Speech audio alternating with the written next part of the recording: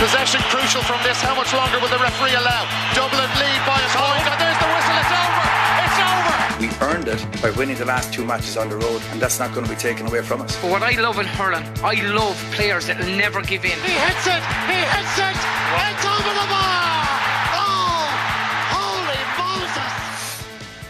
Hello everyone, welcome along to the RTÉ GAA Podcast. Jacqui Tyrrell is going to be with myself and Rory a little bit later on to chat hurling, but Enda McGinley and Nigel Dunne are with us now to look ahead to the preliminary quarterfinals. We've got Down Galway, Donegal and Louth, Dublin Cork and Kerry Cavan. Seems to me, Enda, that of all of the games, maybe people feel that the one that's the most 50-50 is Down Galway. Is that how you see it? Yeah, I think so. I think there was a wee bit of disappointment almost with the way the draw panned out. I think we've been absolutely spoiled this last while in terms of the games and the matchups that we're getting. And we're thinking, God, the preliminary draw could be brilliant. And then whenever the matchups came up, some of the results looked a wee bit one-sided. But I suppose the more you think about it, you can always see chances for oppositions. But certainly Down Galway, for me, the fact that I suppose it's the one big team. If we see Kerry, Dublin, Donegal, Galway as the four big teams in this preliminary round draw, well, Galway's the one team that's away. And like the rest of the teams, they have all had their moments. You can see reasons why they should be top contenders, and then they've all give us loads of evidence to doubt. So we just don't know. And Down are confident, will not have lost any of that confidence from their performance against Monaghan. They emerged with huge credit, just right at the very death, sort of tailed away in that silly sort of three-man breach that they give away. They got punished hard right at the end, but other than that, they produced a really, really good performance. So Down will still be confident, and getting Galway to the marshes, they'll not be one bit feared of them, really. Yeah, I think that's because of what they've done. It's not just talk, Nigel. Like, they're the highest scoring team. They've scored 478. Their running game is unbelievable.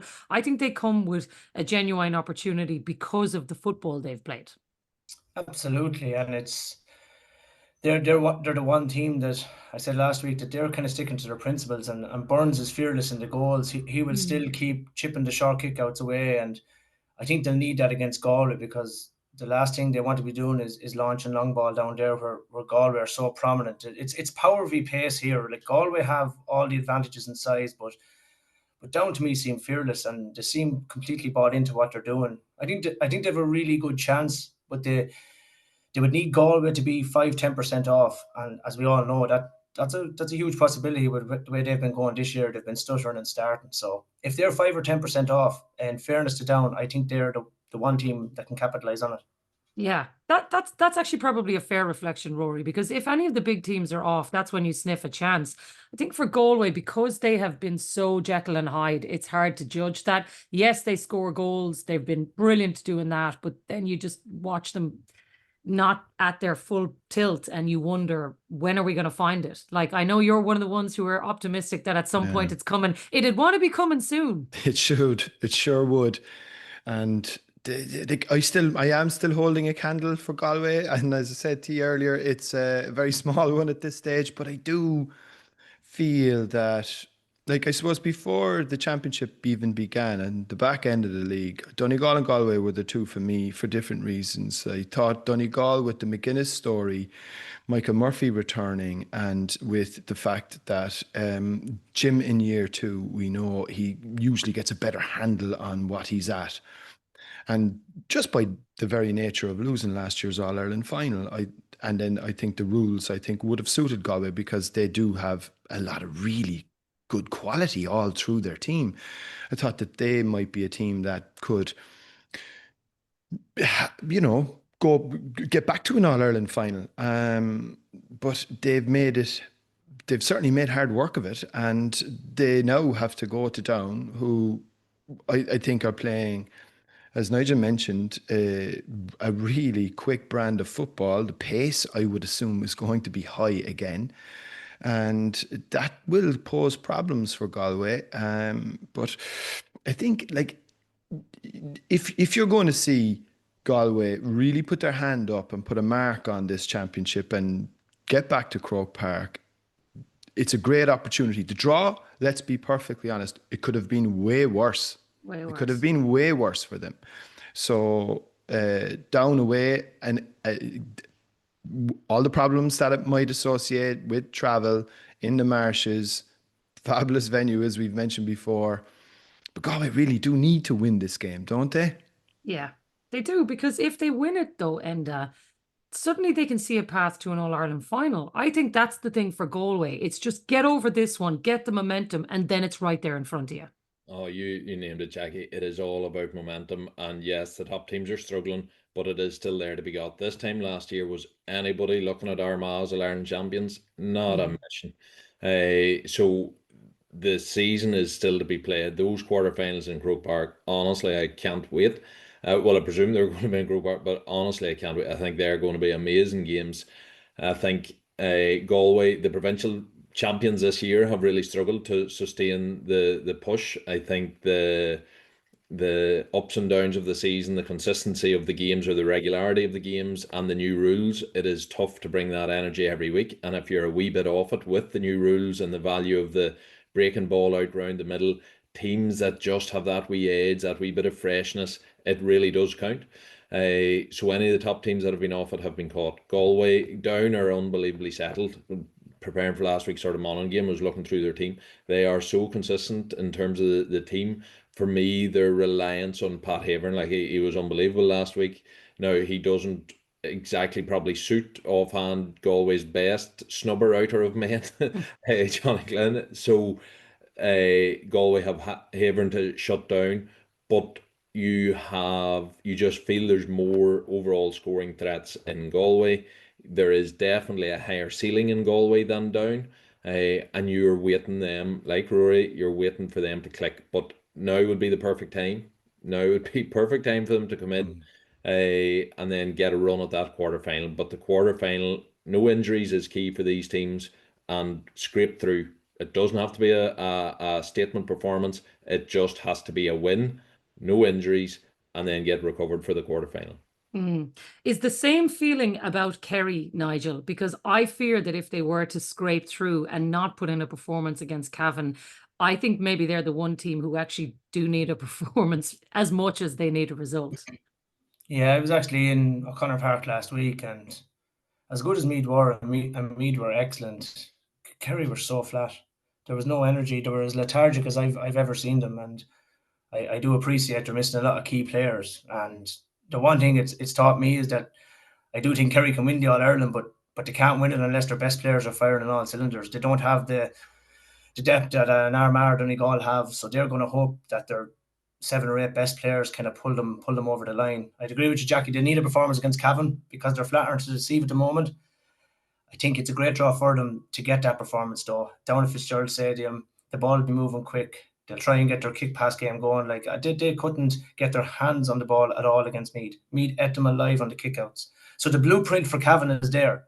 The blueprint. Meath gave everyone else the blueprint how to beat Kerry, but I'm not quite sure Cavan, and no disrespect to them, have the quality or personnel to exploit that this weekend. But if Kerry were going up against Armagh and they only fall over the line against Cavan, it could get messy for them, and that's not something you usually associate with Kerry. But like Rory and Enda were saying, it could also be, if they put in a statement performance, it could be the start of something special. Like it was too long ago now. Enda was still playing, I think, in 2009 when Kerry should have been knocked out by Sligo, and there was loads of near misses against Antrim and Tullamore that time.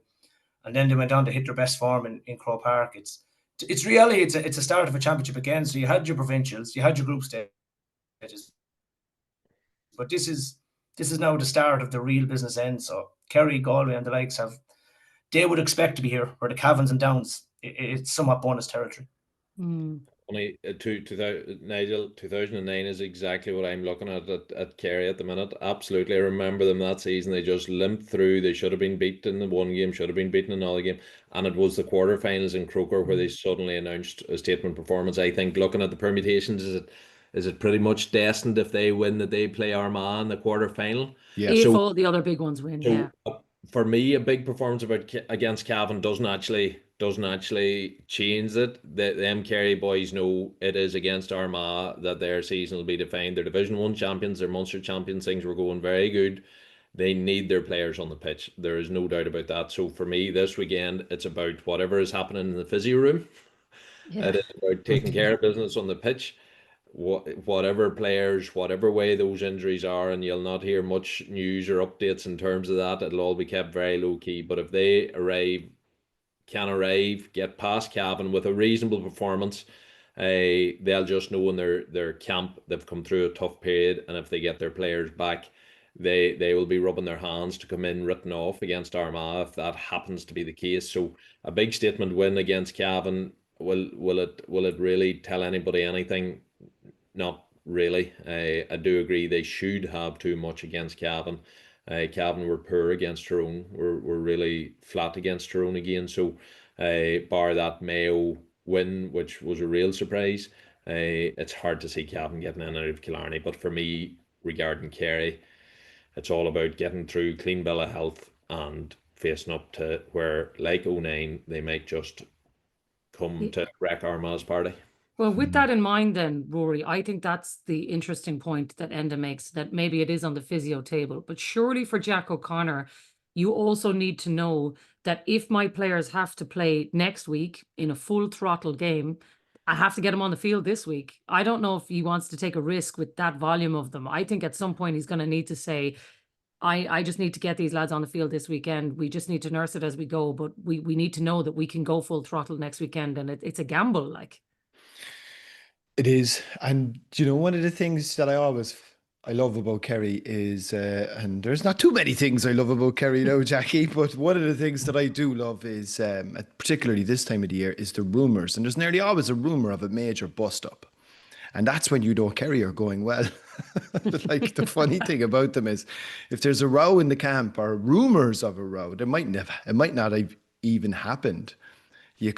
I would always be worried in that scenario that Kerry, you're going to start to see something, and it's nearly, everything is almost too placid and too docile.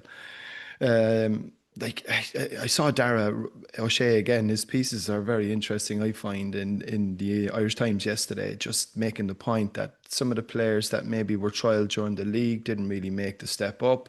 He's still having to go back to a lot of the players that we've seen now for quite a few years. Haven't really brought anything new to the table. I think Dermot O'Connor is a massive, like getting him on the field is actually more important than anything else, because we're seeing this now in every game, midfield and kickouts, because we've gone back to a much more agricultural kickout. Dermot O'Connor's just worth his weight in gold. You're going to need a little bit more ball winning ability around there. And I don't envisage them having any major difficulties this weekend. Look, the reality is, even if they were going as badly as they have been at any time in their ancient past, you know, Cavan and Killarney, that's a difficult fixture for Cavan, let's be perfectly honest. So you would assume they'll navigate this weekend reasonably safely, even in the medical department, that they should be okay.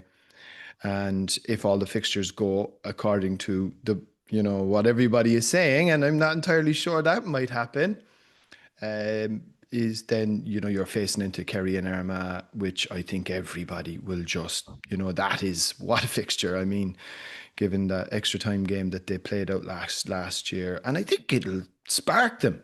I think if they can get all their bodies back on the field, now I know you're jumping a fence ahead, and they'll obviously be saying, "Oh, we're only just taking each game as it comes." But if that were to come to pass, I think look, that's one for everybody to really look forward to. Yeah, totally agreed. Let's move on to some of the other games then, Nigel, because I think maybe there's less jeopardy about the other fixtures, because I think people feel that Donegal will have too much for Louth. And I wonder, is that the same feeling that people have about Dublin and Cork? I know this is not the same Dublin team of old, but Dublin in Croke Park has generally tended to be a different animal. What sort of a challenge can a Cork team bring to them this weekend? Cork are an enigma in the sense that they can't really... I can't remember the last time they put a couple of good games. That's a nice way of putting it, Nigel. No, I wouldn't look at both them games through the same lens. I give Cork a decent chance, but just decent, and it's because it's hard to trust Cork. It's hard to trust that they'll go back to back with wins in the championship. But it's such an opportunity for them to make. We're talking about statement performances. If Cork want to be treated as serious football contenders going forward. It's such an opportunity to be going to Cork Park to play Dublin. They must be licking their lips at the prospect of it. The problem for Cork is that I actually think Dublin are going really well. I was very impressed with them against Derry. I think they're on the cusp of finding something that others mightn't want them to find, because if they get their mojo at this stage of the year, like Kerry, like Galway, I think Dublin are going to be.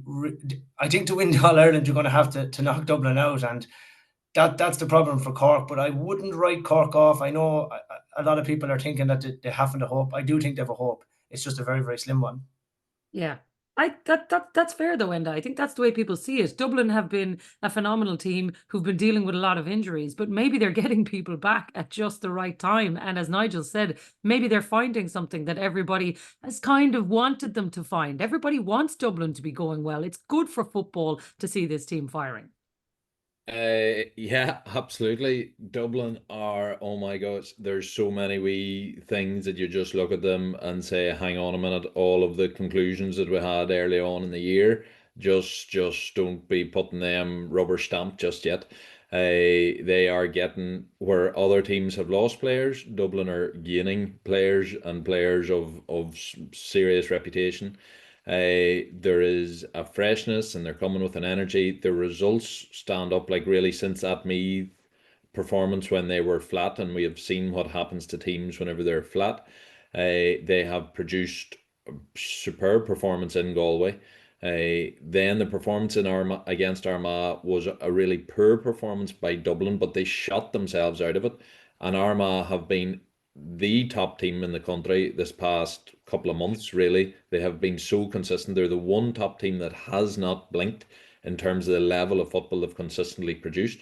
So Dublin were poorish against Armagh, missed an absolute heap, and yet we're still relatively in the game against who I see as the form team in the country. So that's not a bad performance. And then that Derry performance is really interesting, because I think Derry have turned the corner. I think they have come back much, much closer to the team that they were, and have been really unfortunate not to get a result somewhere along the line.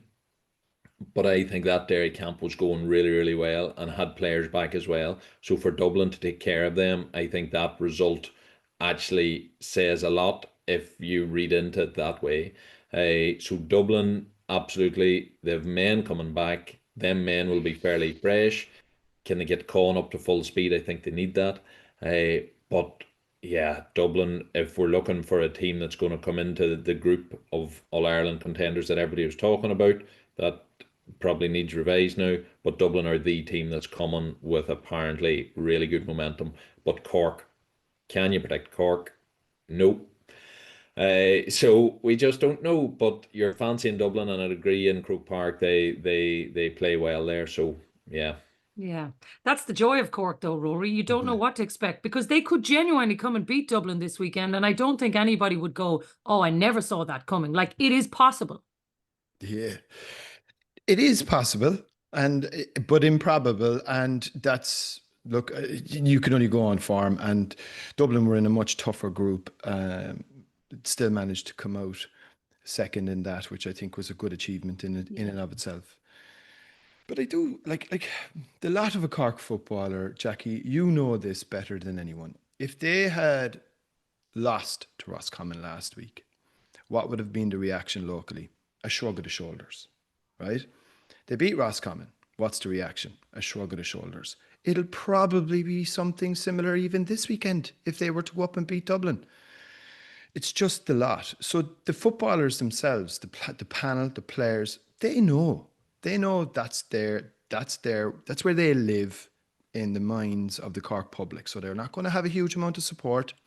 Be largely people like me and expats living up here that will be in supporting them. They'll be written off, given no chance by many. And I think that'll suit them. Yeah. I think it will absolutely suit them. I think when the draw was made, I'd say they were delighted. I'd say they were absolutely thrilled. You have to put it into context.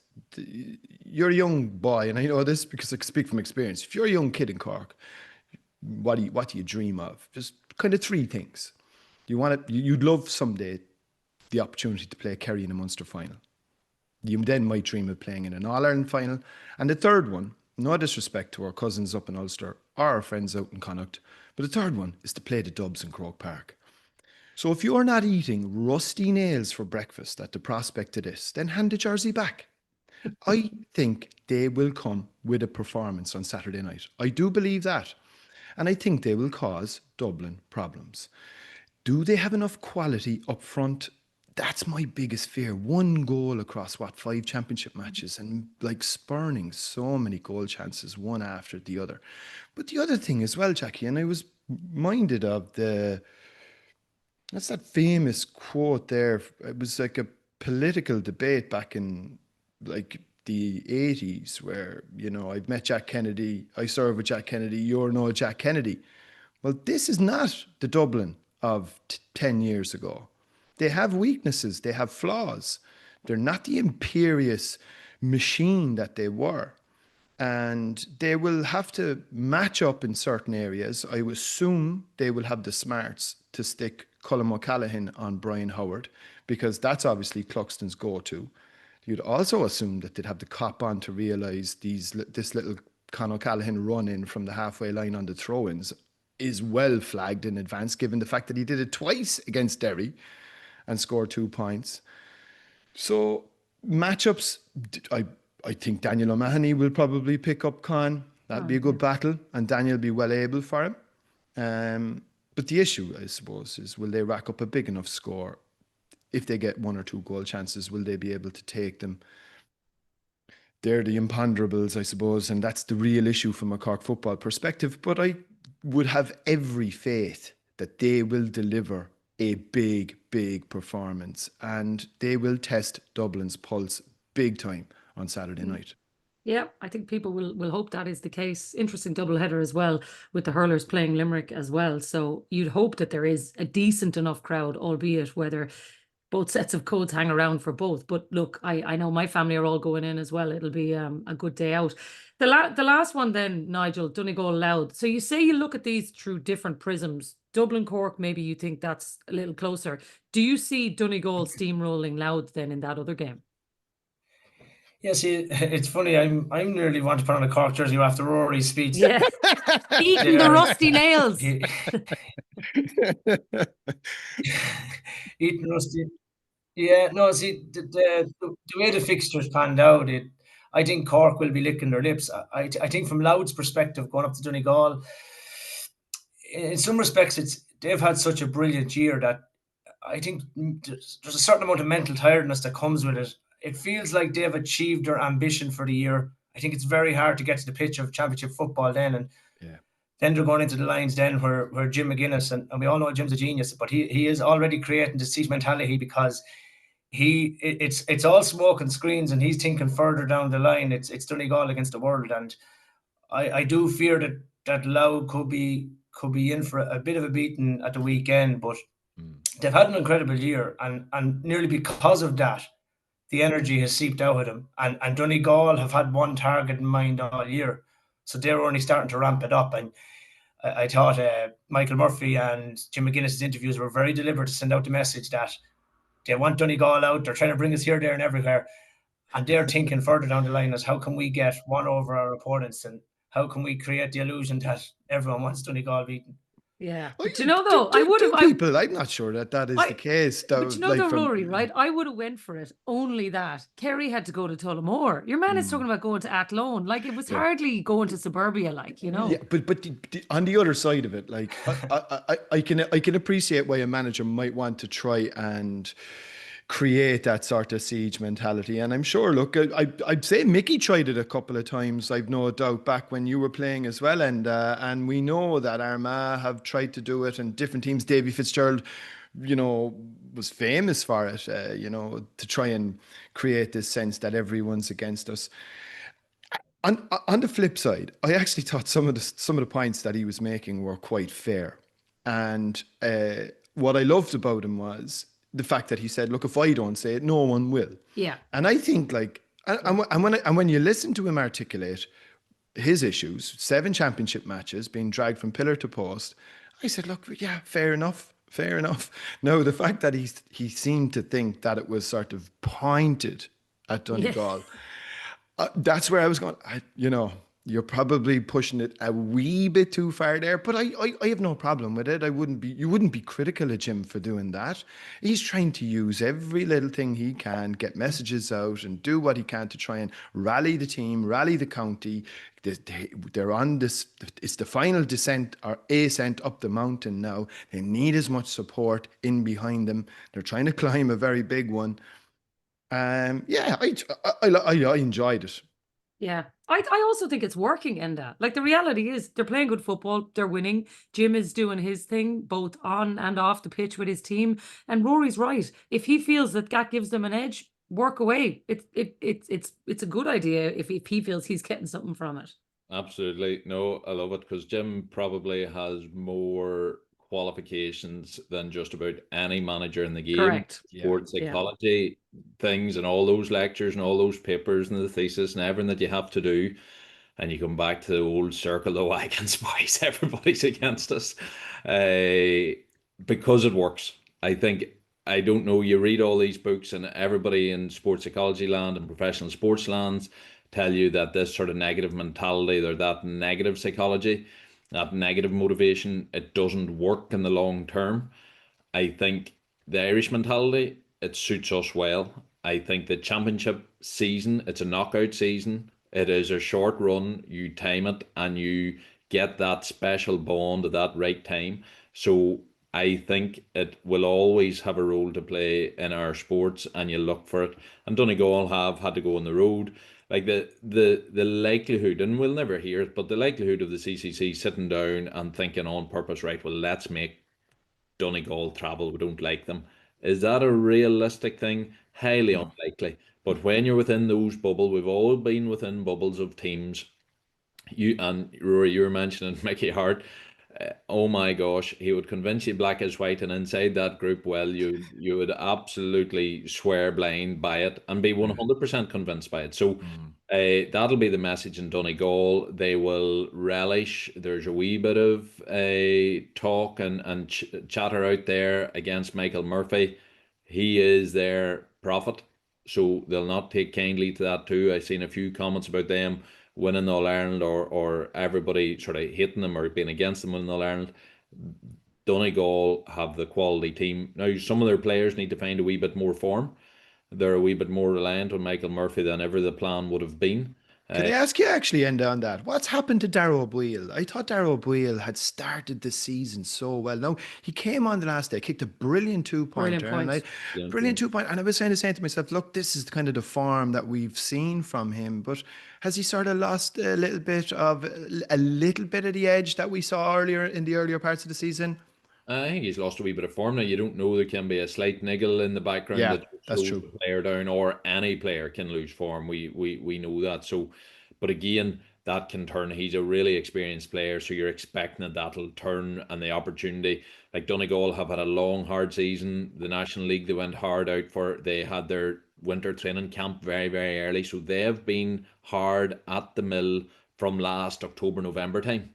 That's why they were flying at this. Well, allegedly, that's why they were flying at the start of the National League. Then they had to take the foot off the gas at the end of the National League, but that was a really strange situation. So was a dip, and then obviously they go all out for Ulster because, well, it's Jim McGuinness's Donegal. So I think that's where there's been a dip there, and players are bound to feel that fatigue now. But what's up ahead now? Croke Park.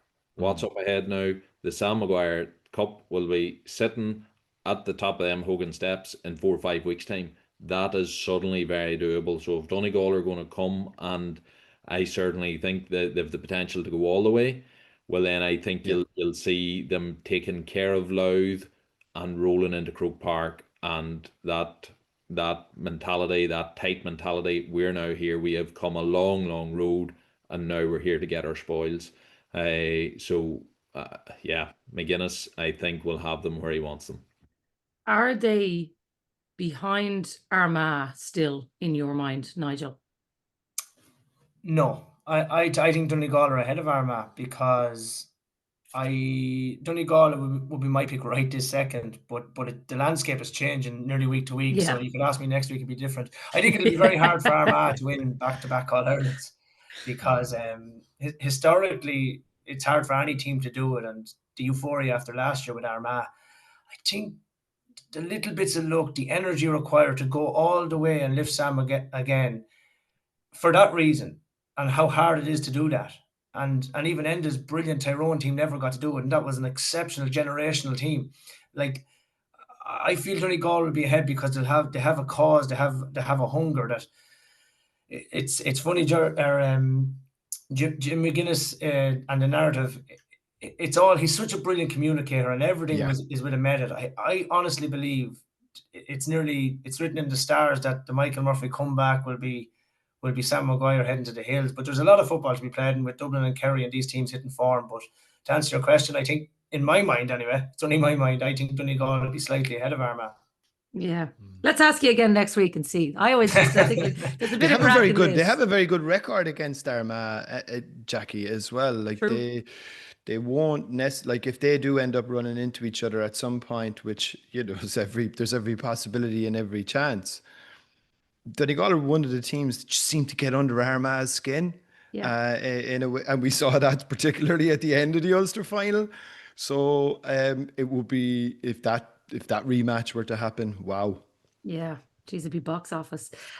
Let's finish off then on the Tailteann Cup semi-finals. We've got Wicklow, Limerick, Kildare, Fermanagh, doubleheader on Sunday afternoon in Croke Park, which, again, Enda, just the opportunity for these teams. I think, given what you've seen, and maybe Down is not the same footprint as what these teams can do, but I think you look at Meath, you look at Down, Westmeath maybe to a lesser extent, but I think these teams will feel like there is a genuine platform there to go and play Sam Maguire football. The opportunity is massive, but I think it starts this weekend with a huge day out in Croke Park to be able to go and put yourself in with a chance of winning silverware in a couple of weeks' time is really amazing for these counties.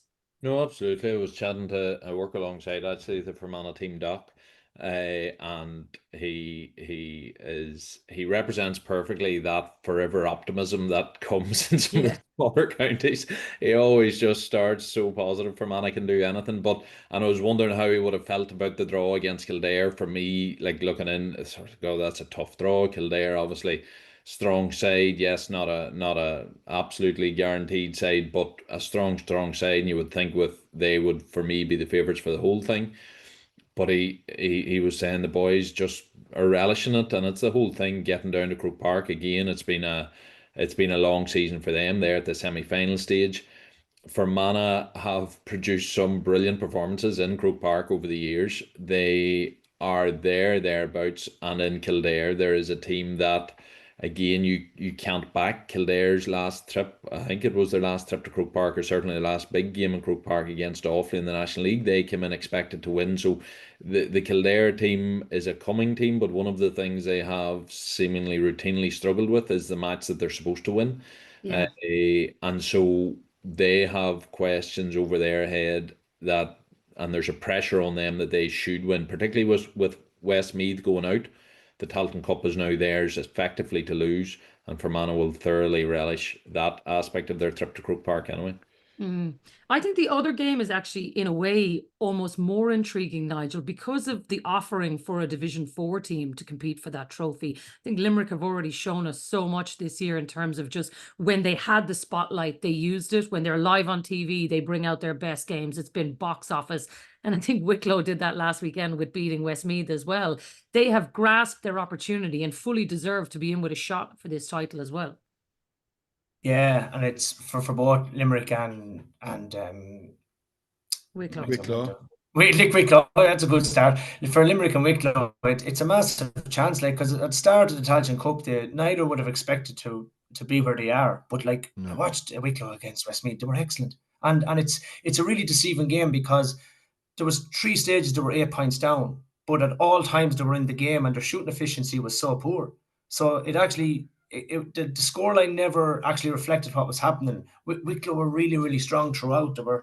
They had heroes all over the pitch, like Darafi, Malachi Stone. I think they're the best goalie in the competition in Jackson, and that's significant because every 2-point opportunity is a chance to add to the scoreboard. And I think Wicklow have knocked out who I believed would win the Tailteann Cup, Westmeath. Can I ask? Sorry, Nigel, go ahead. No, I think they'll gain huge confidence from knocking out Westmeath, that goes without saying. But like you said, Jacqui, Limerick to me they're a brilliant team, and they go under the radar so much. There's a bit of spice between these two teams because the last time they met in the last game of the league, and Limerick's last minute score actually prevented Wicklow from getting promoted. Yeah. So there's a bit of added spice. There's both teams, I'm not going to say a once in a lifetime opportunity, but a massive opportunity to play in a Tailteann Cup final. So this could very well be the eye-catching game of the weekend. They're two evenly matched teams with a massive prize at stake. Like Nigel mentioned there, Jacqui, about the best goalkeeper in the game and his ability with the long range 2-pointers, and he's incredible. And obviously we've seen Rory begging as well, and it's very similar style. It's kind of like 1-2 steps and then boom, and it just goes. Which is why I can't believe neither of them got picked up for the NFL, by the way. Well, the question that I would have, and maybe none of us have the answer. Well, I certainly don't have the answer. Maybe Enda or Nigel don't have the answer. I'm just wondering the coaching that they would have received while on that NFL combine. Now, they were fantastic kickers anyway, but have they got some sort of coaching whereby it's actually perfected this art for them in some way? I was walking across the athletic grounds and done a wee bit on the screen, then I was walking back to the commentary position in the athletic grounds, and Began had a ball at about 40 metres out and he had it down, about to just strike it over. Practice is free. And the other man on goalkeeper was beside him, and I was just obviously watching. Just as I walked past, well, it was about as much effort as blowing a bubble off the palm of your hand. He caressed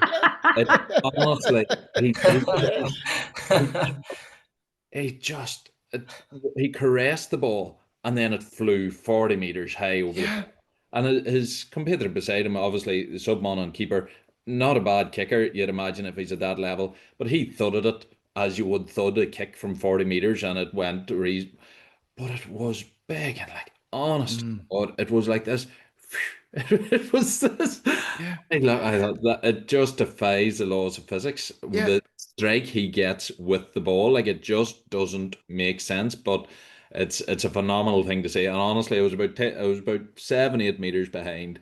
And honestly, blowing a bubble off the palm, I just thought that just doesn't make sense to me. And Jackson, the same, Jacqui, like, he missed, he kicked a 2-pointer.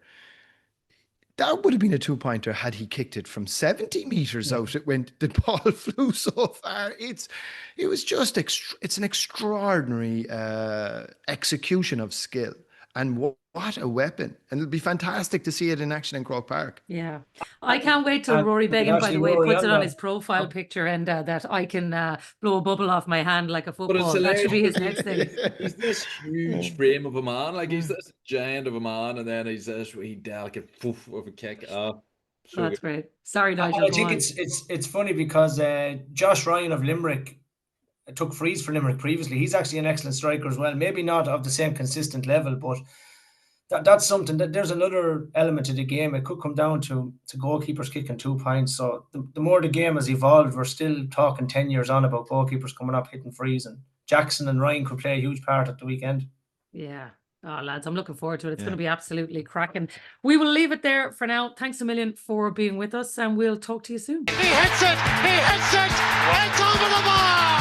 Oh, holy Moses! Okay, Jacqui is with us here to chat hurling now. We've got 2 hurling quarterfinals this weekend, Tipp Galway and Dublin Limerick. I think Tipp Galway probably ignites a fire in the rivalries, Jacqui, that we've seen over the last number of years, because they have tended to give us pretty decent games. You just wonder what sort of fettle both teams arrive at this weekend. Tipp have been waiting in the long grass for a while.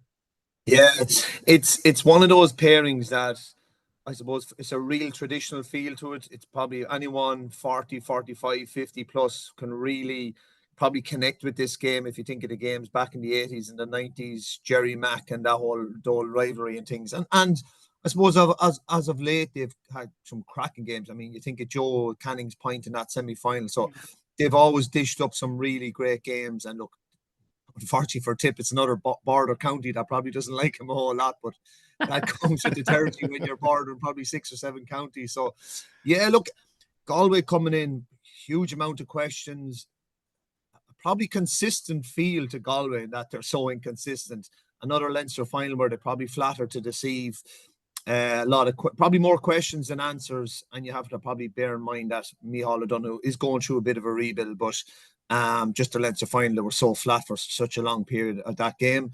Whereas Tipp, on the other hand, have had a really, really good trajectory, been improving every game. You know, I think third spot really suits them. I don't think getting involved in a Munster final would have, you know, I think they would have rather getting third, and I think Liam Cal would have had a couple of weeks to work on. So 2 teams coming in totally different worlds. But what we do know from this Galway team is, if you look back when they have had poor Leinster finals, they generally come with a reaction in the All-Ireland quarterfinals. Sometimes it doesn't get them over the line, but normally they're not happy with their performance, and they come back with a really strong performance in the All-Ireland quarterfinals. So that's probably a few warning shots for Tipp. But yeah, it's very hard to know where this Galway team is, whereas Tipperary, you have a fair understanding. They have a settled team, they have a settled spine, and Liam Cal has settled that early in the league, and they've just built nicely and progressively. And obviously the shot in the arm is the under-20 success as well. There's a good few of them sprinkled in there, so they're moving really nicely. It's funny because we've been chatting to Brendan Cummins on here as well, Rory, and he sort of, you know, I guess he sort of showed us the pathway of how they've been able to operate together, like his relationship with Liam when he was able to get access to the 20s, when they were able to go with Liam. I think that free-flowing nature of the way that they've been able to build these players up and give them confidence means that when they do step onto the field in an All-Ireland quarter-final this weekend, they're ready. You know, Sam O'Farrell, Dara, like they're all already seasoned campaigners because the exposure that they've had to high-level hurling this season. Yeah, and I think, look, there's a wave of optimism after shooting back into Tipperary hurling right throughout the year. That 20 success was massive. It was a huge thing for them to win that. And they won it fairly convincingly, to be fair, in the end. Brendan has done an outstanding job with them. And look, you wouldn't, as Jacqui mentioned, there wouldn't be too many people getting too many violins out for Tipperary anytime soon. But look, they're back, and I think they're in a really good position now going into this weekend. The only thing is, they were in a very similar situation 2 years ago and got turned over, and it was a little bit of a surprise at the time. And that's the nature of Galway. Galway have this uncanny ability to produce sort of one big performance every year, even when they may be in a transitional phase. And that would be the worry from a Tipp perspective, that might come out on Saturday in the Gaelic grounds. I don't know what kind of crowd they're going to get. I'm sure it will be a sizable one. It should have a really good championship feel to it. But I think from Liam Cal's perspective, like, to get Tipperary back, to have, you know, got a major overhaul of the team from last year, still with a lot of experience in there. John McGrath has found a little bit of form again. He's rediscovered something. Noel is still making huge contributions. They've pretty much a settled defence. And I think this will be seen as a game that they really do have to win, because I saw Nicky English and I think he's dead right. I think, like, making it to All-Ireland semi-finals weekend, that would be a really good mark of progress, a really good mark of a successful season. But like that, this is a big hurdle for them to jump now on Saturday. And I think it will be competitive, because you just hope Galway will bring something. But I'm not so sure if it's going to be enough to turn Tipp over. What are the biggest questions, Jacqui, you have about Galway? Numerous ones, unfortunately, Jacqui. I suppose, unfortunately, the goalie situation up to the Leinster final, with the suspension and then the injury, where is that at now? And the goalkeeping is a position that's so important for a defence and a full back line in front of them, that you want that chemistry with your goalie. You want that, you know, seamless. You know exactly where you stand when the high ball is coming in. You will know exactly the communication that will be coming from behind you. You go a step further. Fintan Burke went off injured a week in the Leinster final. He was their full back that day. He tagged TJ for a bit of it. So is he back? Gavin Lee, who they've given the whole league and has shown glimmers of he is the future six for Galway, but he's probably not at that high level just yet. And he probably has to stay in there to probably have some tough days where he learns. But he got taken out of centre back in the Leinster final, and Keenan Fahy had to come in there. So there's your goalie, there's your full back, there's your centre back. And then in the forwards, outside of Cottle Mannion, we haven't seen anyone to support him in a consistent manner on the scoreboards. Brian Kincannon was really good again. Dublin got man of the match. Conor Whelan has shown flashes. He's in a different role. And while he was really good in the first half at coming out and winning ball and laying off and being that ball winner, we didn't see any finishing from him. And I don't think he scored in the game. And then the second half, when they needed lads to step up with Cottle Mannion, there was no one really there. So they're the big questions, Jacqui. Goalie, full back line, centre back, and particularly the reliance on Cottle Mannion. They're big ass. And for a lot of time in the Leinster final, they're off their own puck outs. They were getting no traction, whether it went long or short. They just didn't look completely comfortable in what they're doing. And that comes from having a consistent goalie behind you.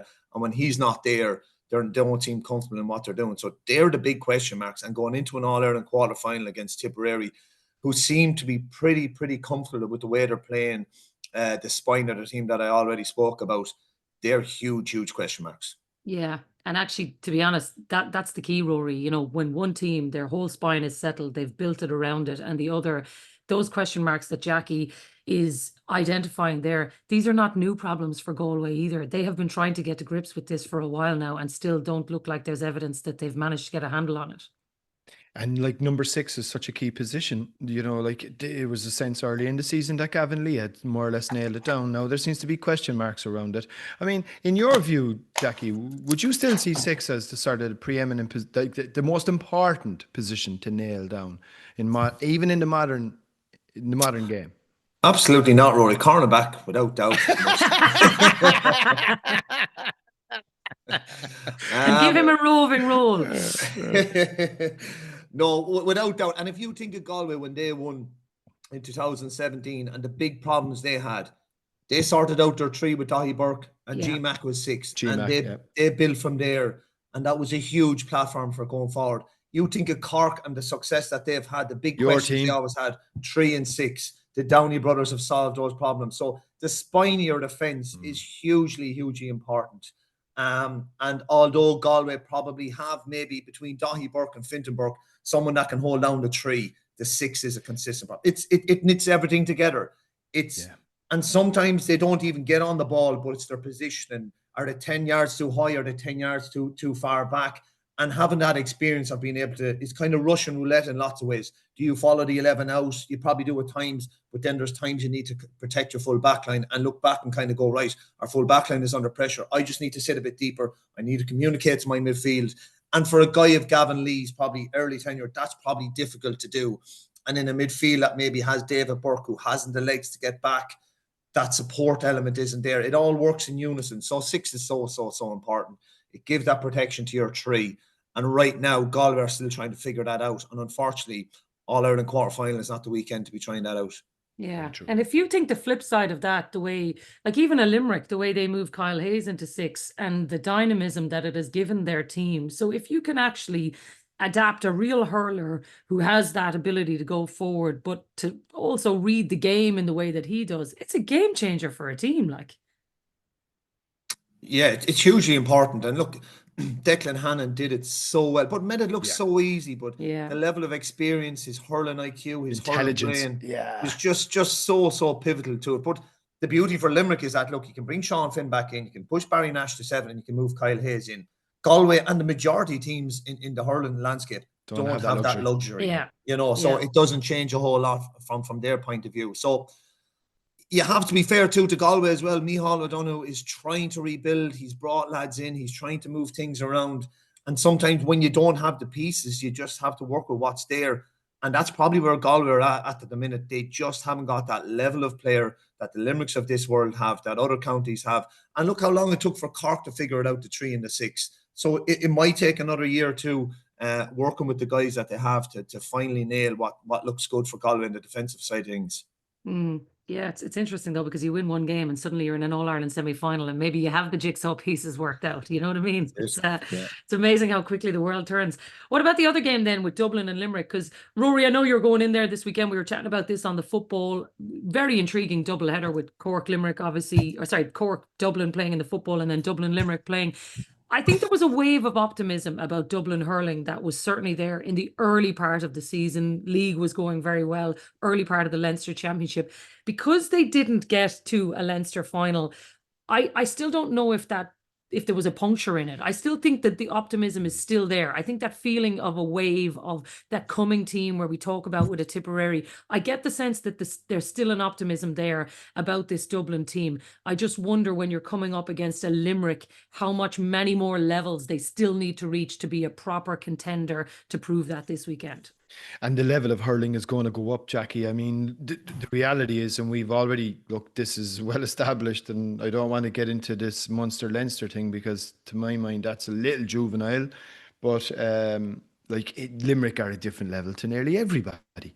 You know, bar maybe one or two teams. I think let's Cork, Tipp, Kilkenny. That's that's the reality from a Dublin perspective. But I think Dublin have made huge progress under Neil O'Callaghan. They've got to definitely look to have solved the over-reliance on Donald Burke, who we haven't really seen in the championship all that much. I think obviously he's carrying a few knocks and niggles, and Sean Curry has been going really well. Cian O'Sullivan has, been able to chip in. Ronan Hayes, Hedgehow on the edge of the square has been an option for them. Maybe that's an option that they might look at in terms of being slightly more direct and slightly more route one. I wouldn't be expecting, and nor would I advise, trying to run the ball through this Limerick team. I think you probably do need to go back to front quite quickly from a Dublin perspective, and that might mean that it gets into very much a mano a mano. Would they potentially look to imply a sweeper in front of Gillan, try and give the full back line a little bit more protection? They do have a problem there. Maybe look in the absence of Owen O'Donnell. I know that they've been trying to kind of fix that again on the fly. So look, I think it's very unlikely that they're going to be able to. The best they can hope for, in my view, is to try and make sure that this game is competitive. Get to halftime. Make sure that you're only 2 to 3 points down and roll the dice in the second half with something that maybe Limerick don't expect. I'd also hope from, we'll say, an aesthetics point of view, that the Dub supporters come in a little bit earlier and support them. Give them a little bit of support. Like, you're living locally, get out of the bloody pubs and go in and support the team. Like, they do deserve support. And But look, you just couldn't really see anything other than a Limerick window, to be honest. I was in at the league game between the two teams last year, Jacqui, and I think Rory's right. The problem that day was they let them get a run on them early and they never dealt with that physical challenge. And I think for Dublin to have any chance, maybe it's what Rory suggested. They have to put somebody in there as a sweeper. But I think more than anything, they're going to need to bring a physical challenge that this Dublin team have not brought yet in one of those championship occasions. Yeah, I mean, you have to engage this Limerick team physically just to survive and to be in the game. And I think it's an interesting point Rory makes in terms of its sweeper. And maybe we will see Conor Burke for the first 15, 20 minutes, maybe dropping in centre back, and maybe Chris Cromie dropping off, or maybe Conor Burke will just go back, because they just need to stay in the game and build from there and get their confidence. Is there merit in putting Ronan Hayes and Hedgehow in on the edge of the square, going long and direct? Because I don't think running through this Limerick team you're going to get much success. They're just too probably physical, powerful for this Dublin team right now. So maybe that long ball route in, you've seen the success that Brian Hayes probably has early in there. Although Sean Finn and Mike Casey are extremely good defenders, they're not going to be catching balls. And if they can break that ball, move Kyle Hayes around. Look, there's probably elements of the Cork game that Dublin can look at, like how they interchange their half-hour line, how they move Kyle Hayes around, and maybe bypassing that half-hour line, trying to pull them out and go long in and see if they can get success. But staying in the game, growing into the game is hugely important from Dublin. The thing for Dublin, though, is they have been leaking soft goals throughout this round robin. And that's why there's probably merit in maybe dropping an Like extra Paddy Smith is centre-back. Paddy Smith is an outstanding player, Jacqui. But as a cornerback, you probably recognise he's a cornerback, isn't he? Yeah, and I was a cornerback. I tried times of fullbacks, just didn't work. It's a Yeah. different dynamic. It's a It's different questions, dynamic, you know. yeah. And he's doing the best he can in Owen O'Donnell's absence. So they probably might set up a little different, Jacqui. I would expect that. I'd expect maybe they might go maybe a bit more route one. And if they are going to maybe get Brian Hayes maybe into the half forward line and move that half back line around, I think that's the only kind of option that Dublin have at this point. And Rory's right. There has been tangible gains that you can look at. Like that was one of the big things, the over-reliance on Donald Burke. And as he said, he hasn't featured this year. So they have different avenues to get at different teams. But to your point, this is another 1, 2, 3 levels up from where they're probably coming in the Leinster round robin. What's a good result then for them, Jacqui? And I don't even mean this in a what's the scoreline. I actually just mean if you're Dublin and you are trying to say we need to get to the next level, what are the metrics that they need to judge themselves off to actually say, okay, maybe we don't beat Limerick, but maybe we beat everybody else and we're in the top 4 teams. So what do they need to hit for you? I would say that the metrics they need to is the level of work rate, the hooks and blocks, the level of turnovers that they get. Like Cork probably edged Limerick over in the level of turnovers, work rate across both halves in the Munster final. If they can at least get parity there, whatever the scoreboard represents and all that, they can walk away this year going, do you know what, lads, we are thereabouts physically. When we need to ratchet up in terms of intensity and go toe-to-toe with these guys in the middle of the field, we mightn't have the quality inside to get the scores, but we can go toe-to-toe with these guys. And look, we need to look at how can we get and engineer better scores? Can we get Donald Burke back? Look after him, maybe position him in the full forward line. I think that's a key thing in terms of how they can measure success. Yes, there has been success, but if they can sit back at the end of the year and when they tot up the hooks and blocks, the levels of turnovers, in that particularly that middle third, and it's thereabouts with Limerick, you're in a good place. What about Limerick then, Rory? Because it must be such a weird position for them to be in all the same. You know, they're not used to going this sort of backdoor route with the extra games and preparing for that. And I know maybe John Kiley will feel he's been able to have a look at people and he's been able to sort of, I don't know, just take his time and know that they're still going to end up in an All-Ireland semi-final, potentially an All-Ireland final. I wonder how much different his perspective is right now as he analyzes where his team are versus where they have been in the previous 7 to 8 years. Yeah, that's a good question. Like, I wouldn't imagine there was a huge amount of physical work done over the last 2 weeks. Like if you look at the body of work that they've put in since this team sort of arrived on the scene and John Kiley first took over all the way back in 2017, you know, like they have hurled right through the round robin era. So they're playing four round robin championship matches in the Munster final every year. So that's 5 games just to get out of Munster. And then obviously were on such a run, then they had semi-final and final. That is an unbelievable. I mean, Jacqui, there were some years there, and for both provinces, where I'm sure, like, you might have played 4 matches in the entire year to win the All Ireland. Yeah. So it's a huge amount of hurling, and it is a huge amount of mental taxation that you're putting on the team. And I wouldn't underestimate the 100 minutes plus penalties that type of toll can take on a team that's at the vintage that Limerick are at right now. Does that mean that they'll slip up on Saturday? No, it won't. But it does take its toll. They're human beings. They're amateur players. It's only natural that that's going to have a wearying effect. So I suppose most of the work is probably from here up, trying to get the bodies right, just making sure that everyone gets nicely rested and recuperated and that they're as fresh as possible, probably facing into Kilkenny, which will bring a whole pile of a challenge.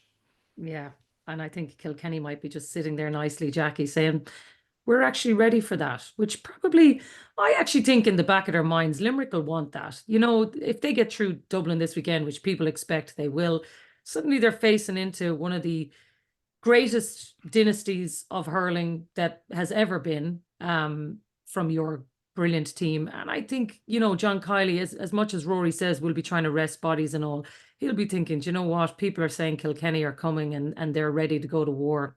We'll be ready for that too. I think both teams will fancy it, Jacqui, being honest, if Limerick come home the weekend. I think it's a good fixture for both. Totally. I think Kilkenny know the way Limerick play. Limerick are very, very attritional. So are Kilkenny. They'll welcome that. They play at a really high level, have some exquisite players Limerick have. But I think Kilkenny won't be overawed by it. And I would say the probable, you know, the aura of this Limerick team where they were almost unbeatable for years, that has slowly eroded because Cork has beaten them a couple of times now and other teams have beaten them. So I don't think that mental baggage that might have been there before when it comes to 60 minutes and Limerick turned the screw, I don't think that's probably as strong as it was before. But I think it would be a good fixture for both. I don't think any of them would fear it. I think the fact that it's in Croke Park, I think it'll bring the best out of each other. And it would be some fixture if it transpires that way. But it's interesting, Rory did say about the mental fatigue, and that's only natural. Yeah. And if you look kind of closely, and I'm probably being overcritical here, but when did we see a high ball coming in and Nicky Quaid miscontrolling it out for 65 at a crucial moment? When did we see Darragh O'Donovan 50 yards out with a chance to win the game, missing it? When did we see Aaron Gillan missing that 21 free? Normally he nails them. Peter Casey had a great chance. I know it was windy down there. Absolutely. They were out on their feet. But they are probably small little traces of just that mental fatigue, that taxation of constantly. Because every time Limerick have gone out for the last probably 8 years, it's been an all-Ireland. Everyone's lining them up. Everyone is lining them up. Everybody is trying to line them up. It's only natural. But still, it's a testament that they still hung in there. And for me, they didn't really lose the Munster final. No. They were just, Cork bet them in a penalty shootout. So it's an amazing feat that they're still there playing at such a high level. To get over this weekend, I think John Kiley and Derek Ling will be rubbing their hands at a cut off each other. Oh, we all will, Jacqui. Yeah. And you know what? They're going to save this little clip of you saying that they've lost it all, and they're going to play it down the line too, which would be great. I never said lost. Yeah. I never said lost. I know. No, I do. I think you're right. Look, I think everyone will be relishing it because I do expect that people think Limerick are going to come through this challenge, whatever comes. I think the other one between Tipp and Galway should hopefully be a cracking game as well. And we will leave it there in terms of our preview. Jacqui, thanks a million for being with us. And thanks, hopefully folks. We have 2 more brilliant games of hurling to look back on Monday. Myself and Rory will do that, as well as the football. Until then, from everybody here, have a great weekend. Enjoy it, and we'll talk to you next week. Dublin lead by a point, and there's the whistle. It's over. It's over.